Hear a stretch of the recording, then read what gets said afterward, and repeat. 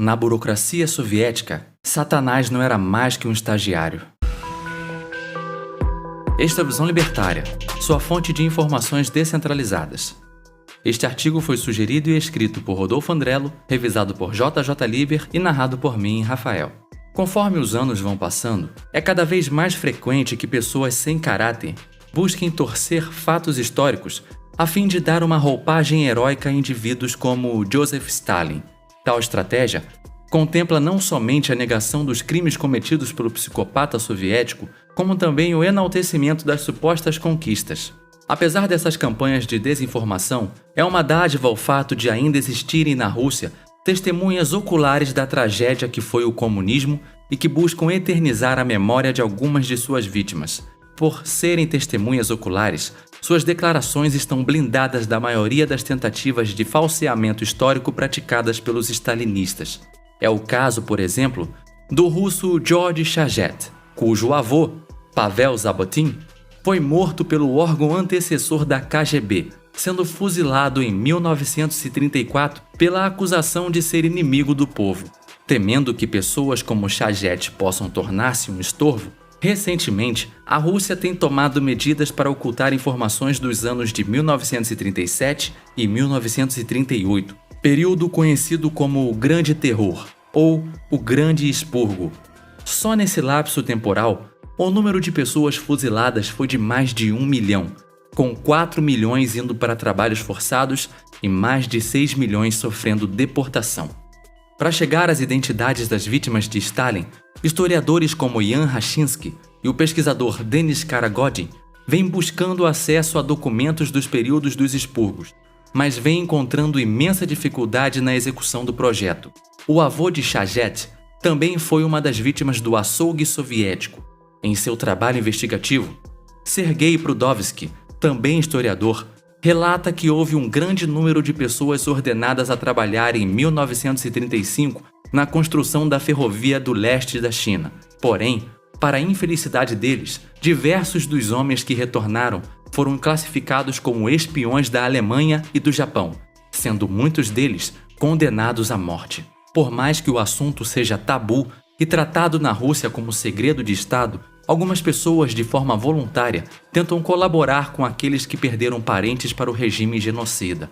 A família Karagodin, por exemplo, acabou sendo contatada por uma das netas do seu verdugo, que sentiu necessidade de buscar o perdão das vítimas do seu parente. Como se vê, até aqueles que estiveram do lado dos vencedores carregam um mal-estar pelo contexto sanguinolento em que viveram suas famílias. Em contrapartida, ainda sobram stalinistas insistindo em negar a realidade.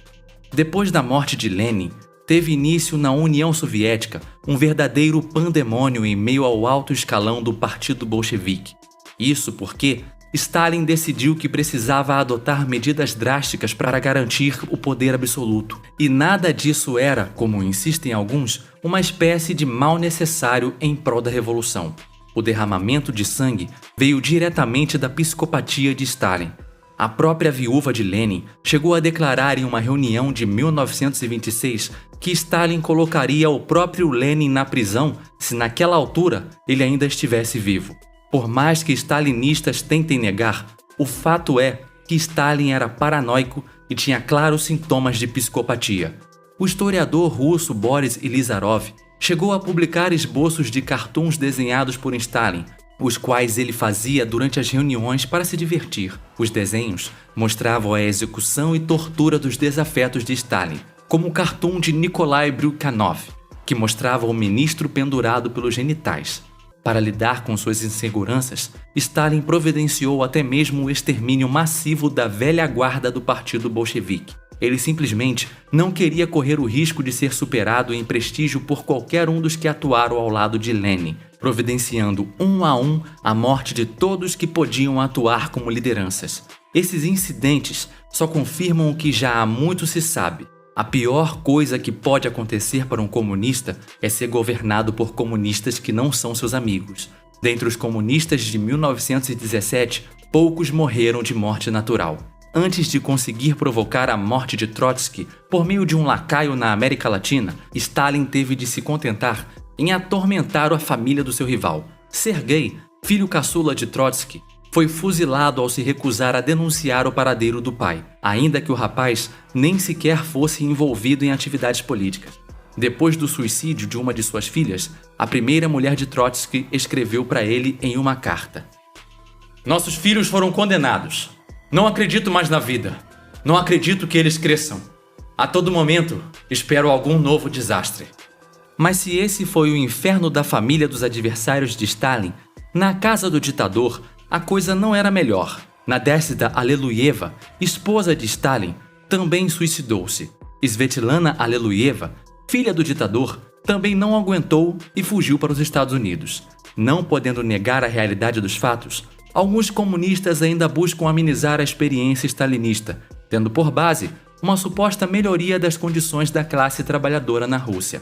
Porém, nada estaria mais distante da realidade. Nas fábricas da União Soviética, a realidade dos trabalhadores era de apatia geral, causada por jornadas extenuantes em ambientes gélidos, com privações e uma remuneração pífia. Até os supostos avanços científicos russos e suas realizações na corrida espacial ficam eclipsados quando se recorda que em todas essas áreas os soviéticos foram completamente superados pelos americanos, mesmo que a União Soviética tenha precisado escravizar metade do mundo para tentar igualar seu rival. Incrivelmente, ainda há os que tentam absolver o genocida, afirmando que Stalin teve um papel importante contra os nazistas na Segunda Guerra. Porém, foi o enfraquecimento da Rússia sob Stalin que deu coragem aos alemães para iniciar seus avanços militares. Seus expurgos chegaram a atingir 90% de todos os generais, 80% de todos os coronéis e 30 mil dos oficiais de patentes mais baixas. Depois disso, foi fácil para Hitler convencer as lideranças militares de que eles deviam invadir a União Soviética.